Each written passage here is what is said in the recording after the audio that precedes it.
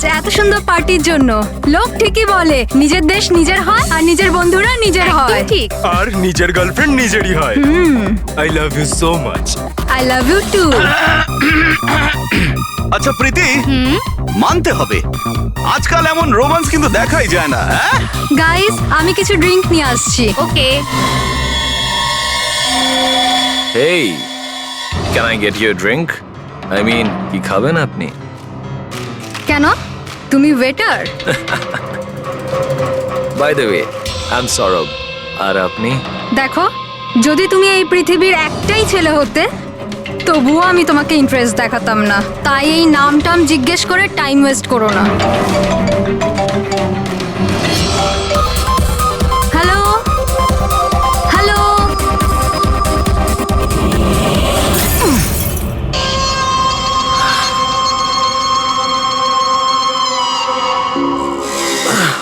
Hello hello, শুনতে পাচ্ছি না, জোরে বল। আরে কিচ্ছু শুনতে পাচ্ছি না। আরে এখানে নেটওয়ার্কও নেই। হ্যালো হ্যালো,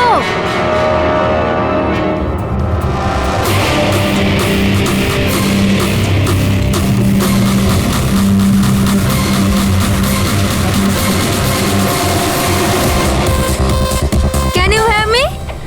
তনিশা, নেটওয়ার্ক কি করে চলে গেল?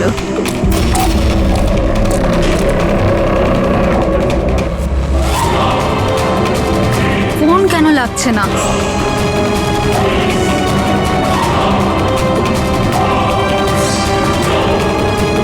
হ্যালো আয়েশা, আয়েশা তুই আমার কথা শুনতে পাচ্ছিস?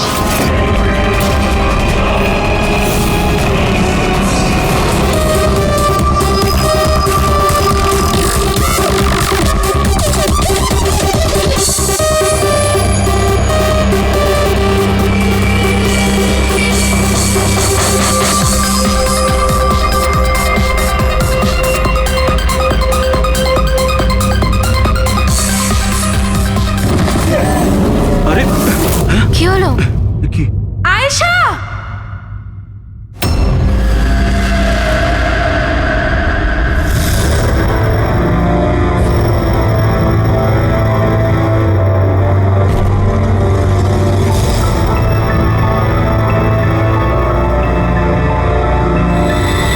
কি করে হলো এগুলো? হ্যাঁ, জানি না স্যার এসব কি করে হলো। ও কল অ্যাটেন্ড করার জন্য বাইরে গেছে, আর যখন ফিরলো তখন তুমি ছাড়া আর কে কে বন্ধু আছে আয়েশার এখানে? স্যার এ হলো প্রীতি, আর এ হলো বিশাল স্যার, আয়েশার বয়ফ্রেন্ড। দেখে তো মনে হচ্ছে আয়েশার কারোর সঙ্গে হাতাহাতি হয়নি। ও ফোন রিসিভ করার জন্য বাইরে গেছিল আর ওখানে খুনি আগে থেকেই ওর জন্য ওয়েট করছিল। তার মানে স্যার খুনি এসব প্ল্যান করে করেছে? না পঙ্কজ, এটা তো প্ল্যান মার্ডার মনে হচ্ছে না। যদি প্ল্যান মার্ডারই হতো তাহলে ও অন্য কোনো হাতিয়ার ইউজ করতো, কাঁচের ইউজ করতো না। তার মানে হঠাৎ কেউ একজন হয়তো খুব রেগে যায় আয়েশার উপর আর তারপর মেরে দেয়। মনে হচ্ছে তো এরকমই ফ্রেডি। আয়েশার এখানে কারোর সঙ্গে ঝগড়া হয়েছিল? কোনো তর্ক বিতর্ক? হ্যাঁ, এরকম চুপ করে থাকলে কিন্তু কাজ হবে না। এই যে সিসিটিভি ক্যামেরা আছে, দেখলে সবই আমরা জানতে পারবো। সরি স্যার, সিসিটিভি ক্যামেরা কাজ করছে না। হোয়াট? সিসিটিভি কাজ করছে না? এত গাফিলতি? স্যার ওই কাল শেষের গানটার কারণে ধোয়ার জন্য হয়তো কোনো টেকনিক্যাল ফল্ট দেখা গেছে। আমি তাড়াতাড়ি ঠিক করব। তুমি তো তখন ঠিক করাবে যখন তোমার ক্লাব আবার খুলবে। কেস সলভ না হওয়া পর্যন্ত তোমাদের ক্লাব বন্ধ। স্যার আমার মনে হচ্ছে এই খুন সৌরভ করেছে। বড় লোকের বিগড়ে যাওয়া ছেলে। Hey, can I get you a drink? I mean, কি খাবেন আপনি? কেন? তুমি ওয়েটার? By the way, আমি সৌরভ। আর আপনি? দেখো, যদি তুমি এই পৃথিবীর একটাই ছেলে হতে তবুও আমি তোমাকে ইন্টারেস্ট দেখাতাম না। তাই এই নামটাম জিজ্ঞেস করে টাইম ওয়েস্ট করো না।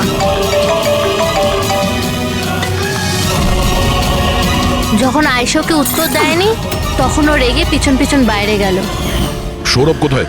স্যার ও তো নেই। তোমাকে বলেছিলাম না আমি, কেউ এই ক্লাব থেকে বাইরে যাবে না। স্যার যেতে দিইনি আমি। হয়তো ও অপরাধ করার পরেই পালিয়ে গেছে, আয়েশার ভেতরে আসার আগেই। এই আয়েশা আর সৌরভ বাইরে কোন দিকে গেছিল? স্যার ওইদিকে।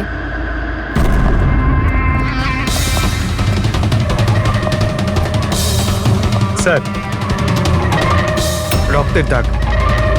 তাহলে এখান থেকে আয়েশা ভেতরে গেছিল। আগে দেখি। স্যার দেখুন এখানেও রক্তের দাগ। পঙ্কজ, ও নো, এত রক্ত! আর এই কাঁচের টুকরো, মনে হচ্ছে আয়েশার উপর হামলা এখানেই হয়েছে। Sir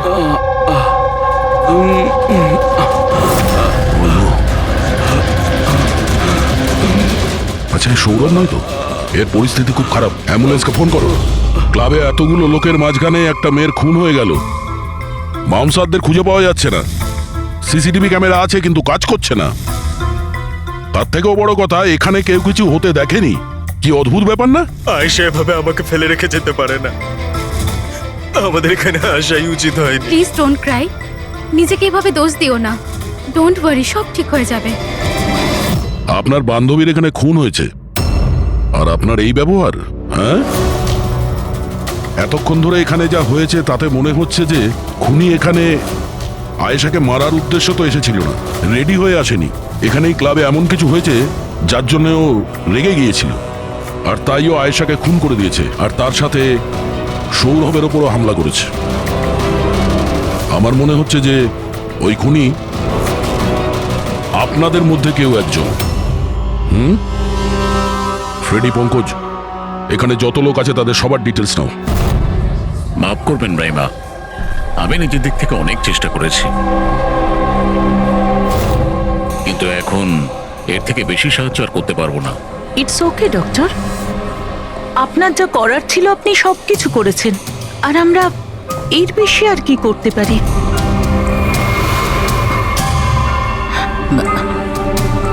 what happen doctor? আপনি ঠিক আছেন তো? হ্যাঁ, আমি ঠিক আছি। আমার একটা অস্বস্তি হচ্ছে। Excuse me. কোথায় যাচ্ছেন আপনি? আমি ওয়াশরুম থেকে আসছি। তানিশা, আয়েশার মৃত্যুর আগে তোমার সাথে ওর ফোনে কথা হয়েছিল তাই না? আচ্ছা, ওই ফোন কলের ব্যাপারে আমাদের কিছু ডিটেলে বলতে পারবে? স্যার, ডিস্কোতে খুব জোরে মিউজিক বাজছিল বলে আমি বেশি কিছু শুনতে পাইনি। হ্যাঁ, কিন্তু আমি ওকে এটা বলতে শুনেছিলাম, কি হয়েছে বলো না, কি হয়েছে? তোমার কি খুব কষ্ট হচ্ছে? ডাক্তারের কাছে নিয়ে যাব? এটা তুমি কি করছো? মানে আয়েশা এইসব কথা ওই খুনির সঙ্গে বলছিল? স্যার, এর থেকেও বেশি অবাক হওয়ার বিষয় এটাই যে আয়েশার খুনি ওকে বলছিল এখান থেকে পালিয়ে যেতে। আশ্চর্য ব্যাপার, খুনি আয়েশাকে পালিয়ে যেতে বলছিল অথচ আয়েশা খুনির চিন্তা করছিল। আচ্ছা, তুমি একটা কথা বলো তো, তুমি ওই ভয়েসটা চিনতে পারবে যার সাথে আয়েশা কথা বলছিল? না স্যার। স্যার কিন্তু খুনি যখন আয়েশার ব্যাপারে এত চিন্তা করছে তাহলে ওকে মারলই বা কেন? সেটাই তো, খুনি ভিকটিমের চিন্তা করছিল আর ভিকটিম খুনির চিন্তা করছিল।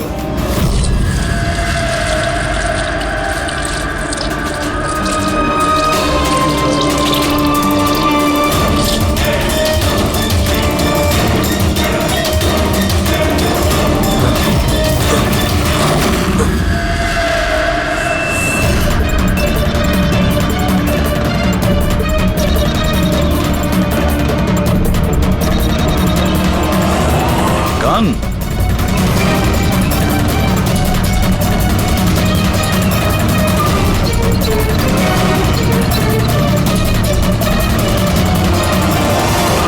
স্যার, ওর যেখানে গুলি লেগেছে সেটা ছাড়া ওর শরীরে আর কোথাও আঘাতের চিহ্ন নেই। মনে হচ্ছে খুনি হঠাৎ এখানে এসে ওর উপরে গুলি চালিয়ে দিয়েছে। এরকম হতেই পারে। এই দেখো, এখানেও রক্ত। একটা কথা বুঝতে পারছি না স্যার, খুনি গানটা এখানে ফেলে রেখে গেল কেন? ও তো নিজের সঙ্গে গানটাকে নিয়েও যেতে পারত। সেটাই তো আশ্চর্য ব্যাপার যে খুনি এই গানটা এখানে এই ক্রাইম স্পটে কেন রেখে গেছে?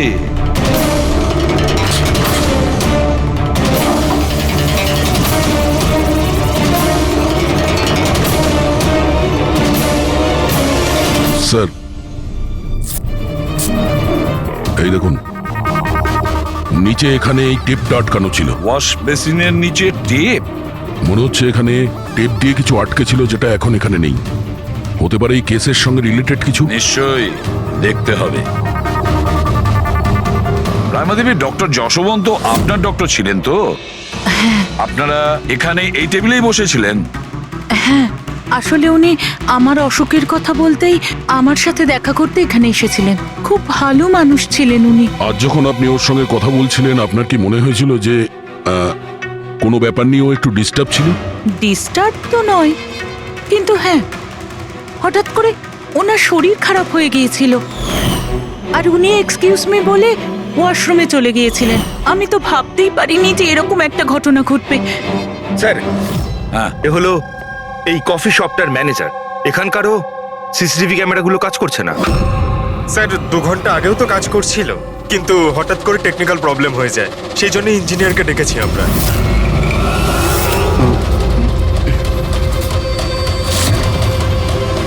এই, একটু দাঁড়াও, এখানে এসো। হ্যালো স্যার, কেমন আছেন? আমার অবস্থা ছাড়ো, নিজেরটা বলো। তোমরা দুজনে এখানে কি করছো? এমনি ঘুরতে এসেছিলাম। কফি শপে ঘুরতে এসেছিলে? কাল রাত্রে তোমার বান্ধবীর খুন হয়ে গেছে। তোমার দ্বিতীয় বন্ধুর কেঁদে কেঁদে অবস্থা খারাপ, আর তোমরা দুজনে এখানে এই কফি শপে আড্ডা মারতে এসছো। এখানেও একটা খুন হয়েছে। বিষয়টা কাকতালীয়, তাই না? সত্যি কাকতালীয়ই বটে, কারণ আমরা তো জানি না ডক্টর যশবন্ত কে। হ্যালো, ওকে বিউরোতে নিয়ে এসো। ওকে ওকে ওকে ওকে ওকে, থ্যাংক ইউ ভেরি মাচ। কি জানিস পঙ্কজ, অনেক লোক ছিল এই ডিস্কোটায় যখন আয়েশা খুন হয়, আর একজনের ফোন ট্র্যাক করে এইটা জানার জন্য যে মার্ডারের সময় আয়েশার আশেপাশে কেউ ছিল না। তো এই আমার তো চোখ ব্যথা করতে শুরু করেছে।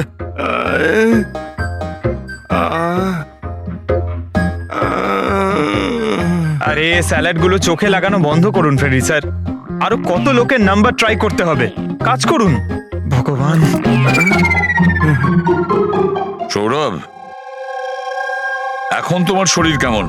শরীরের আঘাত না হয় আজ নয় কাল ঠিক হয়েই যাবে স্যার, কিন্তু যা আমি ওই দিন দেখলাম সেটা হয়তো সারা জীবন কোনোদিনও ভুলতে পারবো না আমি। না আমি ওই পাবে যেতাম, আর না আমি আয়েশার চিৎকার শুনতে পেতাম। কিন্তু আয়েশার পিছন পিছন তো তুমি গিয়েছিলে, ও তোমার সঙ্গে ভালো করে কথা বলেনি সেই জন্য। এই কথাটা সত্যি স্যার যে আমি আয়েশার পেছনে গিয়েছিলাম, কিন্তু আমি যখন ওকে ড্রিঙ্ক অফার করলাম ও বারণ করে দিল স্যার।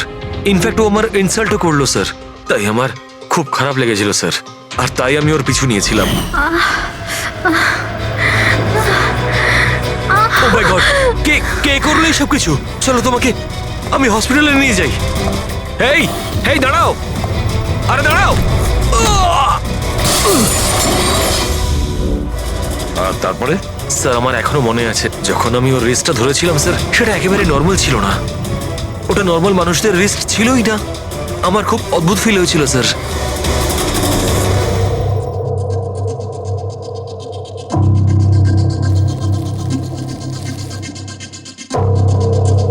তাহলে আপনি বলছেন ডক্টর সালুকে যে এই বন্দুকের ওপর কিছু চটচটে লেগে আছে? হ্যাঁ, ওই চটচটে জিনিসটা রাবারের মতো, ওই যেমন সেলোটেপে হয় না, ওই রকম। সেলোটেপ গান? ও, তাহলে খুনি আগে থেকেই ওয়াশ বেসিনের নিচে গানটাকে লুকিয়ে রেখেছিল। তাহলে এই মার্ডার একটা প্ল্যান মার্ডার ছিল। হ্যাঁ, কিন্তু এই বন্দুকটা যেটা দিয়ে ভিকটিমকে খুন করা হয়েছে, আর এই কাঁচ যেটা দিয়ে আয়েশাকে খুন করা হয়েছে, এই দুটোতেই কোনো ফিঙ্গারপ্রিন্টস পাওয়া যায়নি। কিন্তু ভাই, এই কাঁচটার টুকরোর ওপর একটা বিশেষ ধরনের কেমিক্যাল লেগে আছে, যেমন ধরো প্লাস্টিক কেমিক্যাল। এখন কেন লাগানো ছিল, কি লাগানো ছিল সেটা জানতে হবে, কিন্তু এই দুটো কেমিক্যালই এই বন্দুকটাতেও লেগে আছে, দুটোতেই। ডক্টর সালুকে, আপনি তো বলছিলেন এই গানের মধ্যে ওই সেলোটেপের গাম লেগেছিল। সেটা তো ছিলই, তাছাড়া কেমিক্যালও আছে। ওটা ছাড়া এই কেমিক্যালও আছে? তার মানে এই দুটো মার্ডার, এদের দুটোর মধ্যে কোনো কানেকশন আছে? আর জুবিন আর প্রীতির ওই ক্রাইম সিনে থাকা কোনো কাকতালীয় ছিল না? একদম, তুমি একদম ঠিক বলছো দয়া। তোমার কথা আরো একটা জিনিস প্রমাণ করছে, এই দুটো লাশের উপরই আমি তেলের মতো ফেরোমন পেয়েছি। ফেরোমনস মানে ওই কেমিক্যাল যার থেকে গন্ধ আসে? হ্যাঁ, এই দুটো ভিকটিমেরই এদের দুজনের লাশের মধ্যে একই রকম গন্ধ।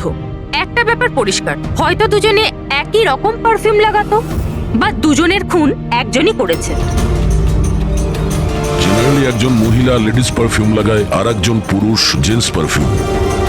কিন্তু এই দুজনেই একই রকমের পারফিউম লাগিয়েছে, চান্সটা একটু কম।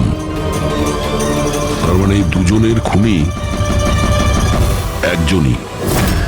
আয়েশার মৃত্যুর ব্যাপারে দুটো কথা জানা গেছে। এক, ওর বন্ধু তানিশা বলেছে, আর দ্বিতীয়টা সৌরভ বলেছে।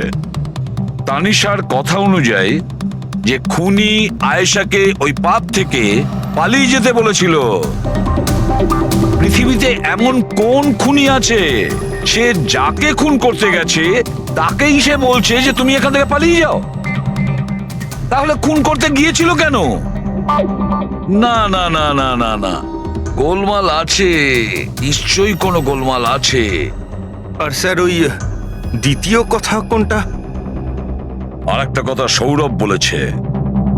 সৌরভ বলেছে যে খুনির কবজি কেমন যেন অদ্ভুত ছিল, সাধারণ মানুষের মতন ছিল না ওর কবজি। হয়তো কবজিতে রিস্ট ওয়াচ কিংবা ব্রেসলেট ছিল। ফেডরিক, বুদ্ধিটাকে একটু কাজে লাগাও, বুঝেছো? স্যার, হ্যাঁ? স্যার দুটো ক্রাইম সিনেই একটা নম্বর কমন। সেটা কার? আয়েশার বয়ফ্রেন্ড বিশালের স্যার। বিশাল? বিশাল? এই বিশালকে তো কফি শপে দেখাই যায়নি, তাহলে কফি শপে গেল?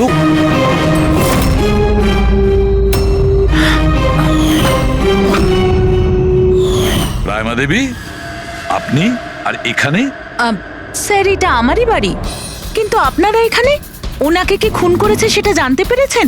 রাইমা, এরা কারা? CID officers. আপনারা প্লিজ ভেতরে আসুন, প্লিজ কাম। সিআইডি? আর স্যার, ইনি আমার হাজবেন্ড, আর এ আমার ছোট ছেলে সন্দীপ। আর বড় ছেলে বিশাল, সে কোথায়? কিন্তু কি হয়েছে স্যার? দেখুন, আসলে ব্যাপারটা হলো ডক্টর যশবন্ত আর আয়েশার খুনে আমাদের মনে হয় হয়তো বিশালের কোনো হাত আছে।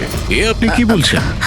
অভিযোগ প্রমাণিত হয়নি, কাউকে গ্রেপ্তার করতে পারেননি, তো যে কোনো কাউকে ফাঁসিয়ে দেবেন? দেখুন, সিআইডির কাজই হচ্ছে অপরাধী পর্যন্ত পৌঁছানো, নাকি কোনো নিরপরাধীকে ধরে এই কেসটা বন্ধ করে দেওয়া।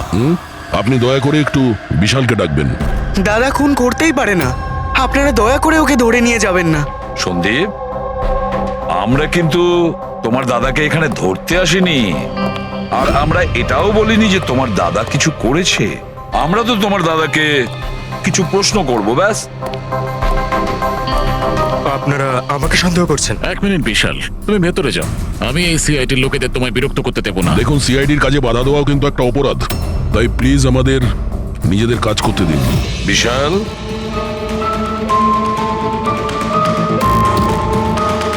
ডক্টর যশবন্ত খুন হয়েছেন ওই ক্যাফেতে, আর তুমি সেই মুহূর্তে ওই ক্যাফেতে ছিলে। কেন, কিসের জন্য গিয়েছিলে ওখানে তুমি? স্যার, আমি তো ওখানে জুবাইন আর প্রীতির সাথে দেখা করতে গেছিলাম। আমি জানতাম না যে আঙ্কেল ওখানে হঠাৎ মায়ের সাথে দেখা করতে আসবেন। আয়েশার সাথে তোমার ঝগড়া চলছিল না? আমি ভীষণ কষ্ট পেয়েছি স্যার ও মারা যাওয়ার পর। আমি জানি না ওকে ছাড়া আমার বাকি জীবন কিভাবে কাটাবো। আমি কিছুদিন একা থাকতে চাই। ঠিক আছে, তুমি গিয়ে রেস্ট নাও। এরপরে কিন্তু দেরি করা যাবে না। আরে, আপনারা আবার এখানেও? মাঝে মাঝে নিজের বাড়িতে যান নাকি? সবসময় বিশালের আশেপাশে ঘোরাফেরা করছেন? না স্যার, এমন কোনো কথা নয়। অ্যাকচুয়ালি ও খুব হতাশ হয়ে থাকে, ভাবলাম ওর সাথে থাকলে ভালো হয়। খুব গভীর বন্ধুত্ব, হ্যাঁ? জুবিন, প্রীতি, বিশাল, কড়া নজর রাখতে হবে এই তিনজনের ওপর।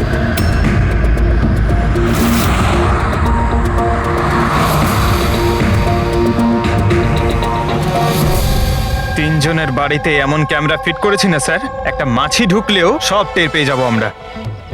তুই যাই বলিস, কাজের লোক, দুধওয়ালা আর সবজিওয়ালা এদের মাধ্যমে গোপন ক্যামেরা বসাবার আইডিয়াটা কিন্তু দারুণ ছিল। ভালো ছিল না? কিন্তু আমার ছিল না, দয়া স্যার ছিল। আচ্ছা, হ্যাঁ, আর উনি আমাদেরকে এখানে বসিয়ে দিয়েছেন যাতে আমরা এখানকার সিসিটিভি ফুটেজ চেক করতে পারি।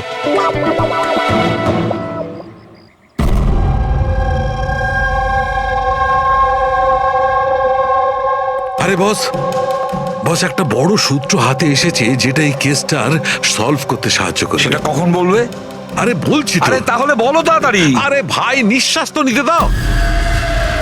তোমার মনে আছে ওই যে ভাঙা কাঁচের টুকরোটায় আমি প্লাস্টিক কেমিক্যাল পেয়েছিলাম? হ্যাঁ ডক্টর সালুকে, কি ওই কেমিক্যালটা? ওটা হচ্ছে গ্রাফিন, যেটা নকল চামড়া, আর্টিফিশিয়াল স্কিন বানানোর কাজে লাগে। Artificial skin, aesthetic skin, aesthetic skin,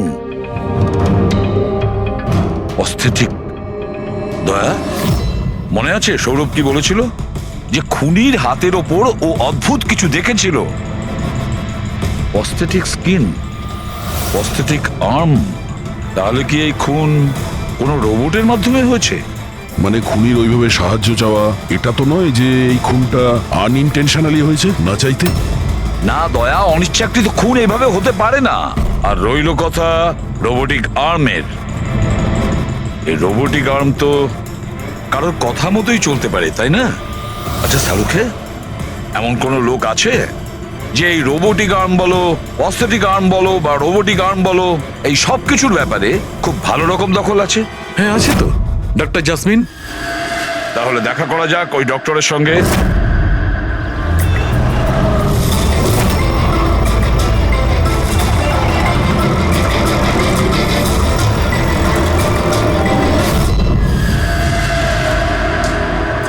doctor jasmine, আমরা এটা জানতে চাই যে যদি এই এরকম প্রস্থেটিক লাগানো হাত লাগানো হয়েছে রোবোটিক আর্ম, তাহলে কি ওই হাত, ওই আর্ম অন্য কারোর ইনস্ট্রাকশনে কাজ করতে পারে? মানে নকল হাত লাগানো হয়েছে একে, কিন্তু এই হাত দিয়ে কি কাজ করাতে হবে তার কন্ট্রোল এর কাছে নেই, বিয়ের কাছে আছে, তাই তো? কারণ আমাদের সন্দেহ হচ্ছে যে খুন নিজের ইচ্ছায় করছে না, কেউ ওকে দিয়ে করাচ্ছে। স্যার, এটা শুনে যতটা কঠিন মনে হচ্ছে আসলে ততটা কঠিন নয়। হ্যালো, দামিনীকে একটু ভেতরে পাঠাও। হ্যাঁ, সেই রুগীটাই যার কাল টেস্ট হয়েছিল। রুগী?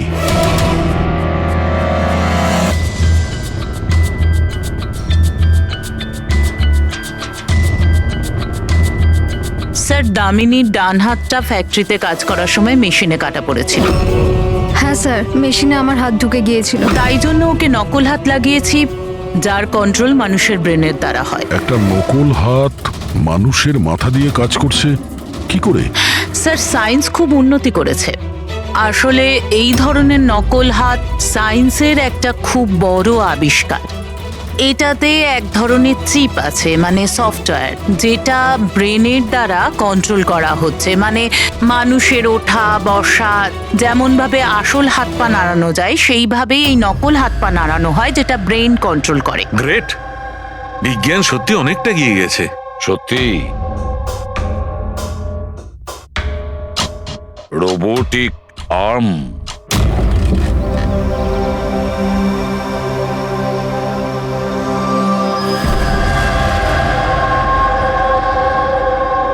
বাই।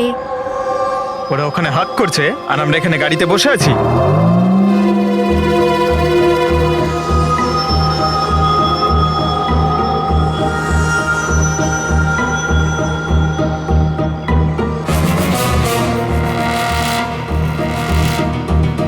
ফ্রেডি স্যার, এই বিশাল তো প্রীতির বাড়িতে যাচ্ছে।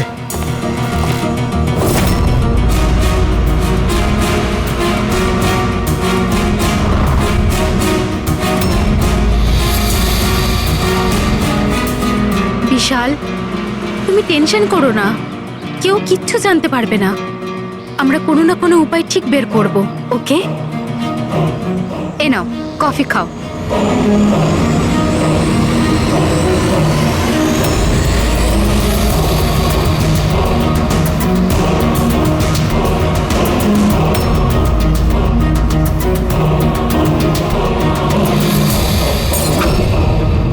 বিশাল, প্রীতি, আরে ওকে। প্রীতি পালাও।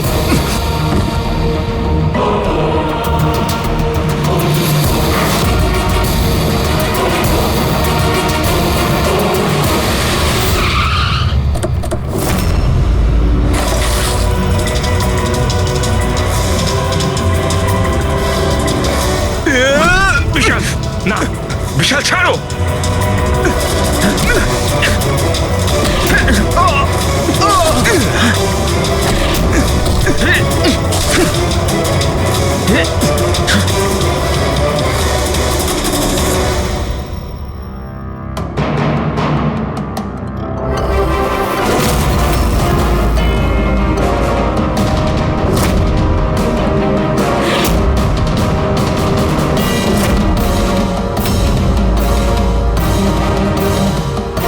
আমি স্বীকার করছি, আয়েশা আর ডক্টর আঙ্কেলকে খুন আমি করেছি স্যার। তুমি এখানে কি করছো? কি হলো? কি হচ্ছে এটা? আমি বুঝতে পারছি না কি হচ্ছে আমার হাতে। কিছু Stop! প্রবলেম? কি হচ্ছে বলছো না কেন কিছু? ডাক্তারের কাছে নিয়ে যাব? এটা কি করছো? এটা কি করছো? আয়েশা পালাও এখান থেকে, পালাও! আমি বলছি তোমাকে পালাও, আয়েশা!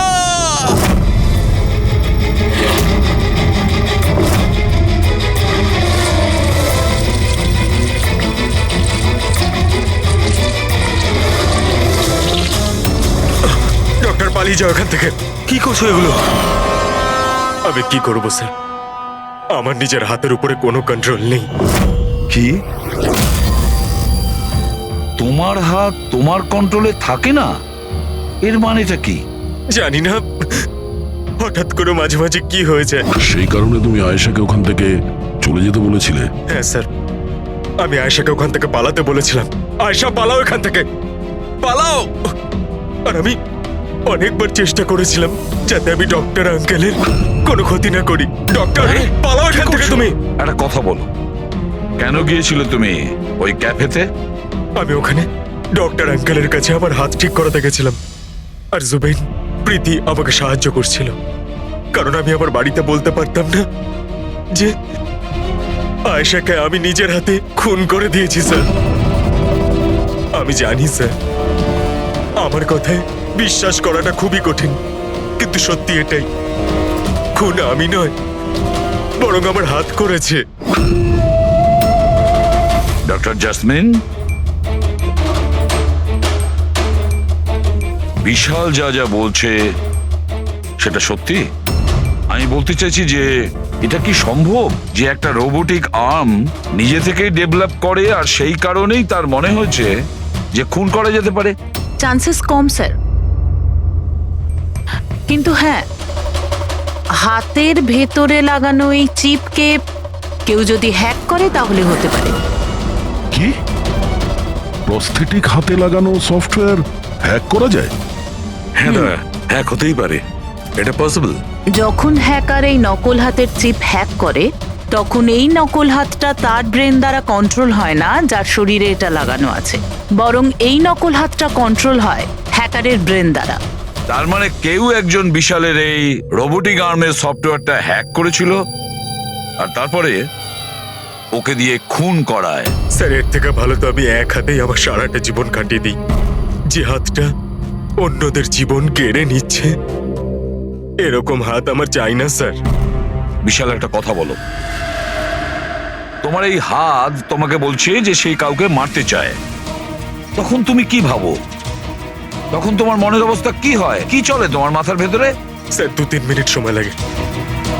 আমি পুরোপুরি ভাবে চেষ্টা করি আমার হাতকে কন্ট্রোলে আনার, কিন্তু 2 মিনিট পর আমার হাতই জিতে যায় স্যার।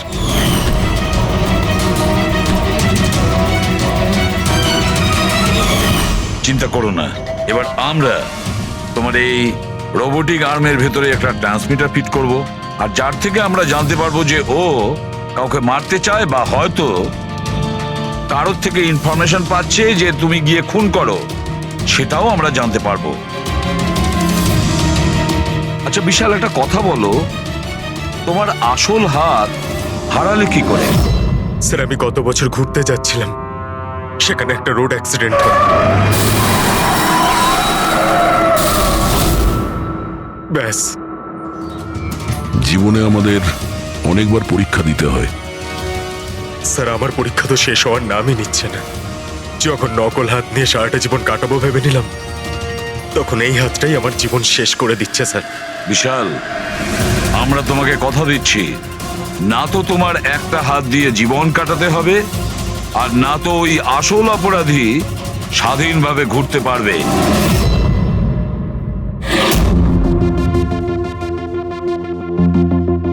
বিশাল, অপরাধী প্রথমে বিশালকে দিয়ে আয়েশাকে খুন করায়।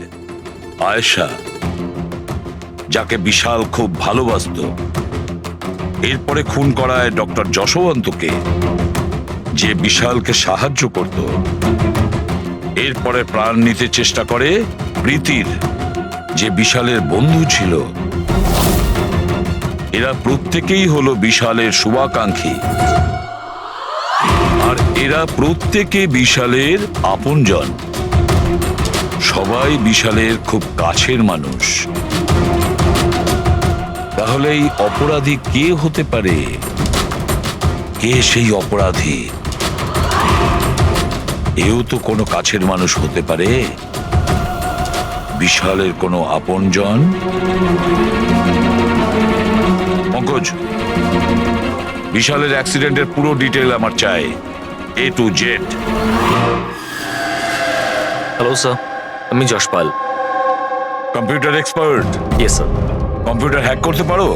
যত বড়ই কম্পিউটার হোক বা সার্ভার, এক তড়িতে হ্যাক করতে পারি। রোবোটিক আর্মের সিস্টেম হ্যাক করতে হবে, পারবে? নিশ্চয়ই স্যার, পারবো। এতে সবকিছু পেয়ে যাবে। হয়ে যাবে স্যার। আর এটার জন্য আমি ট্রেস রাউটিং এর ইউজ করব। সেটা আবার কি? হ্যাঁ স্যার, এই টেকনোলজিটার সাহায্যে বিশালের আশেপাশে প্রত্যেকটা কম্পিউটারকে আমি দেখতে পাবো। মূলত মেশিনের মধ্যে যে হোস্ট নেম আর অ্যাড্রেস থাকে সেটাকেই হ্যাক করতে হয়। আচ্ছা। আর ট্রেস রাউটিং এর সাহায্যে আমরা শহরের যে কোনো জায়গায় বসে থাকা যে কোনো হ্যাকারকে খুব ইজিলি খুঁজে বের করতে পারবো। ফ্যান্টাস্টিক। আর যে বিশালের রোবোটিক আর্মের সিস্টেম হ্যাক করেছে, এবার আমরা ওর সিস্টেমকে হ্যাক করব।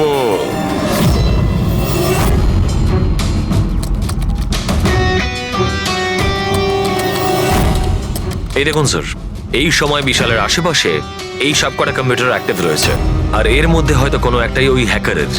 শুধু একবার জানতে পেরে যাই ওই কম্পিউটারটা কোনটা, তাহলেই কাজটা সহজ হয়ে যাবে। যশপাল, তাড়াতাড়ি করো, আমাদের হাতে সময় কম। বিশাল আজকে আমাকে বাড়িতে কেন ডাকলো? আঙ্কেল আন্টিও নেই, জানি না কি ব্যাপার।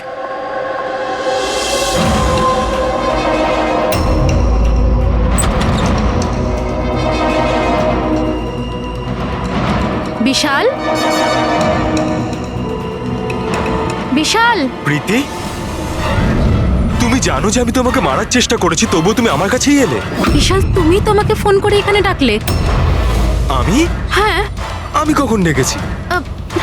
তুমি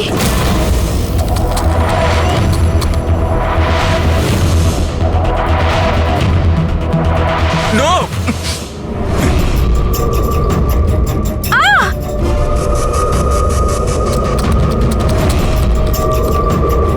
পালাও প্রীতি! বিশাল, প্লিজ বিশাল, পালাও এখান থেকে! Vishal please, Vishal, Vishal please.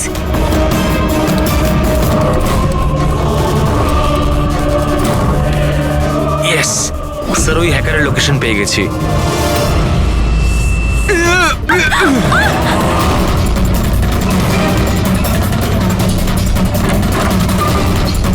Sir আপনি এখানে কি করছেন? বিশাল প্লিজ।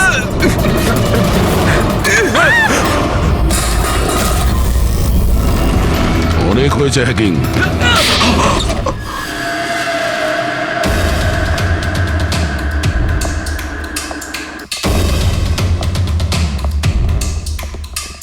আবার এসে গেলেন আপনারা। এবার এটা যেন বলবেন না যে ওকে আপনারা ধরতে এসেছেন। আগে না, আমরা বিশালকে ধরতে আসিনি, খুনিকে ধরতে এসেছি, যে এই মুহূর্তে এখানে উপস্থিত। উনি এখানে? কি বলছেন আপনি? আপনি আপনার মিথ্যে অভিযোগ কার ওপর লাগাবেন? মনন বাবু, গত বছর একটা গাড়ির অ্যাক্সিডেন্ট হয়েছিল খান্ডালাতে। 3 জন ছিল ওই গাড়িতে। 22 বছরের ছেলে বিশাল, 15 বছরের ছেলে সন্দীপ, আর 9 বছরের ছোট বাচ্চা সোনিয়া। গাড়ি বিশাল চালাচ্ছিল। গাড়ির অ্যাক্সিডেন্ট খুব সাংঘাতিক হয়েছিল। বাচ্চা মেয়ে সোনিয়া স্পট ডেড হয়ে গেছিল। আর সন্দীপ প্যারালাইজড হয়ে গেছিল। ও এখনো চলতে পারে না। এসব আপনি কি করে জানলেন আঙ্কেল? ওই অ্যাক্সিডেন্টে সব থেকে কম আঘাত লেগেছে বিশালের, তবে যে আঘাতটা লেগেছে সেটাও কম নয়। বিশালের নিজের হাতটা হারাতে হয়েছে। আর তাছাড়া বিশাল আপনার সৎ ছেলে, তাই না? স্যার, বিশাল আমার কাছে নিজের সন্তানের মতোই। আমি আপনাকে রিকোয়েস্ট করছি, আপনি বিশালকে আমার সৎ ছেলে বলবেন না। আই এম সরি মদন বাবু, যদি সব বাবা আপনার মতন ভাবতো তাহলে তো ভালোই হতো। যদি রায়মা দেবী এভাবে ভাবতেন। কি রায়মা দেবী?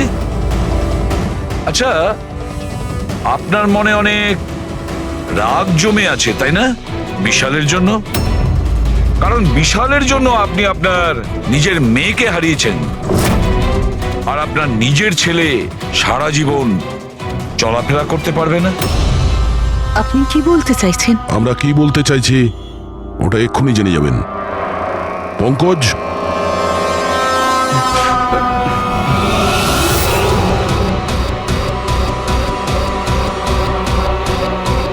সরি আন্টি, কিন্তু আমি ওদের সবকিছু বলে দিয়েছি যে আপনার বলার জন্যই আমি এসব করেছি। আমি ওই সফটওয়্যারগুলোকে হ্যাক করেছিলাম, আর আমি সব জায়গার সিসিটিভিগুলোকে হ্যাক করে বন্ধ করে দিয়েছিলাম।